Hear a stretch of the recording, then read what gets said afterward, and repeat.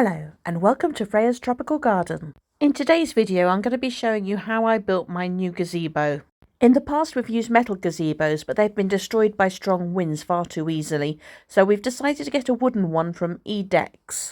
The wood was delivered within a week and the instructions can be downloaded from the internet. I do strongly recommend that you measure each of these longer poles, as there are slight differences in length. So the first step is to start making the roof. You can see here we're using 2 A2s and 4 A3s. This may vary slightly if you're making a larger gazebo. For instance, the next size up will use 5 A3s.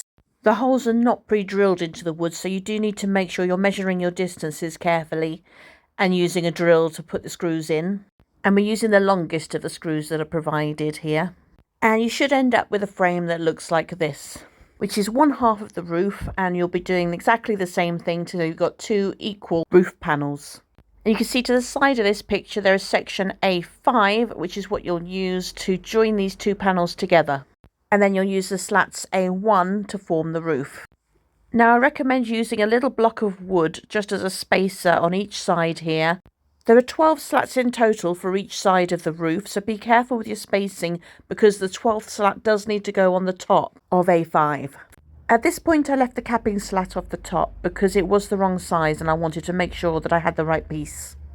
So the next step is to make the side walls. There will be 2 of these, using 3 handrails which are labelled B2 and 12 vertical slats, B3.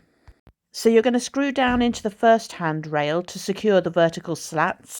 Don't worry that the screws are showing because the second handrail will cover them. Now I'm afraid I have to jump ahead here because my enthusiastic helper went ahead without me. But as you can see here, the 2 main support poles, B1, have been screwed onto the side of the handrail and B4 along the top. B5 is then the corner piece which finishes this off.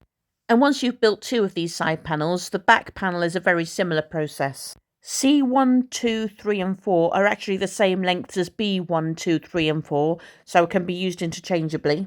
And the main difference is that C5 is a longer piece, with C6, 7, 8, 9 and 10 gradually getting longer as it goes to the outside. So here is my finished back panel. And it's best to make sure you build the rest in the place where you need it to be. So you can see here my 2 side panels and my back panel have all been joined together. It's time to put the roof on. For this you'll need at least 2 people, but possibly up to 4 people to help you lift the roof up on top of the gazebo. The roof is then screwed into place from underneath. And the final corner piece is put onto the front. And that is how I built my gazebo from edecks. And now it's time to paint it. Don't forget you can follow me on Twitter, Instagram, Facebook or on my website, and please don't forget to subscribe to this channel if you enjoy the content.